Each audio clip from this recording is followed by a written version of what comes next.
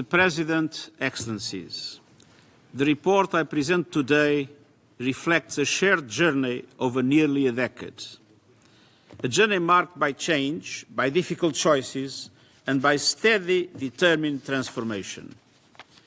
We began in 2017 with a clear objective to ensure that the UN development system could support countries in achieving the Sustainable Development Goals.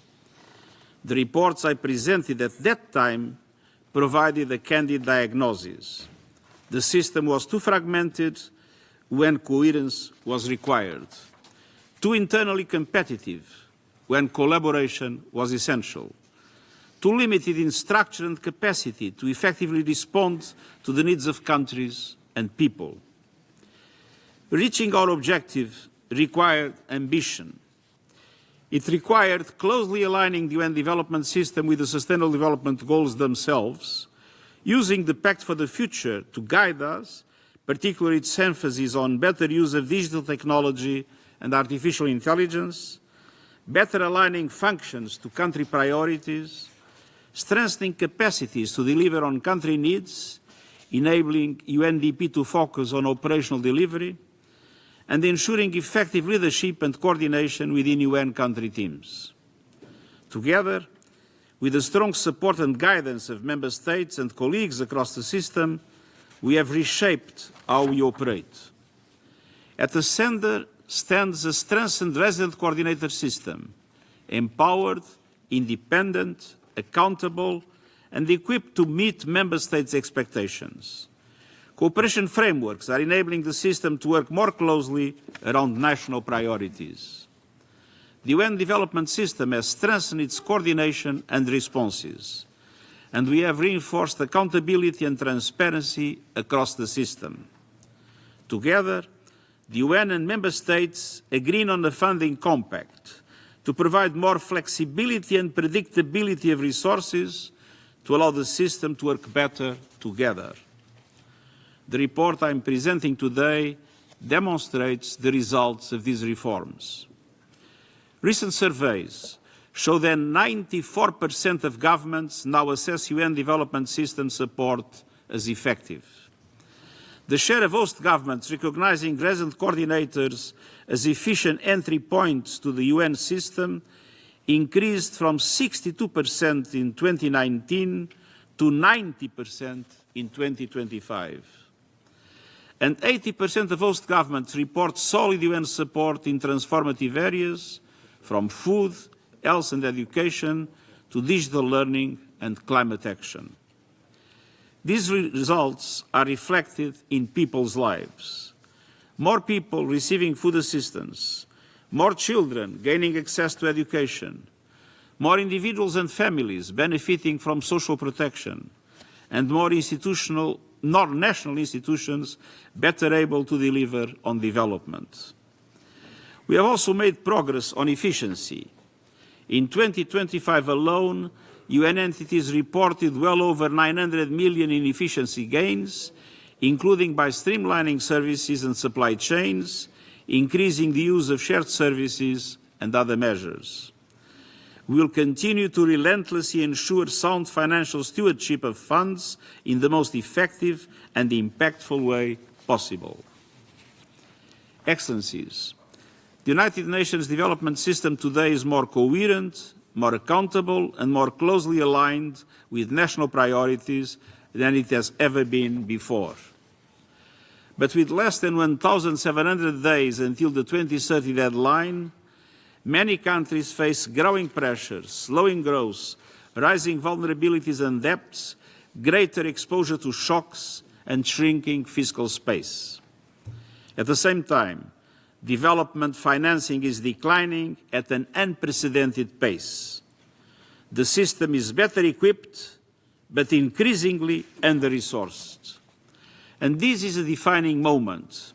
The direction we choose will determine whether the progress of the past decade holds or unravels.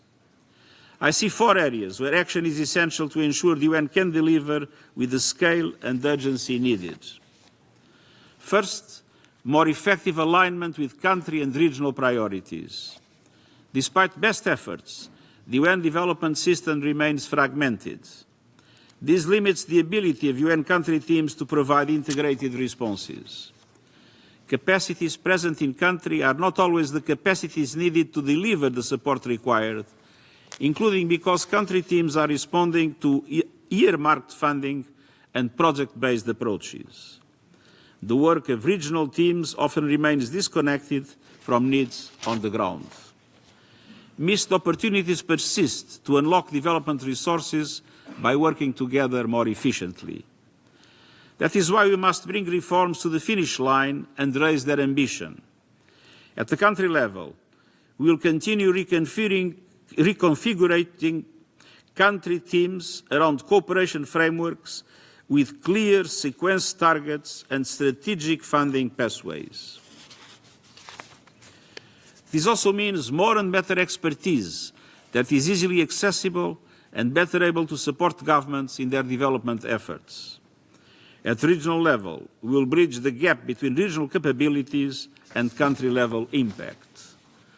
Regional platforms for integration will unite capacities across the development, humanitarian, and peace and security into light, responsive mechanisms built to provide timely, agile support to countries. This means no change in or confusion of mandates. Our goal is to ensure countries can access assets across the UN system to deal with complex challenges. To do this, we are recalibrating the leadership and capacities of the resident coordinator system. We must ensure that resident coordinators can optimally lead country teams in fast-evolving contexts and apply the full extent of the UN development system support on key issues, including climate change. We are also assessing potential mergers between UNDP and UNOPS and UNFPA and UN Women to strengthen our ability to advance sustainable development and gender equality while advocating for the rights of women, girls and youth. At every step, we will respect mandates, consult with member states and ensure that reforms do not affect ongoing UN operations. Second, we are continuing the next phase of reform under the UN80 initiative.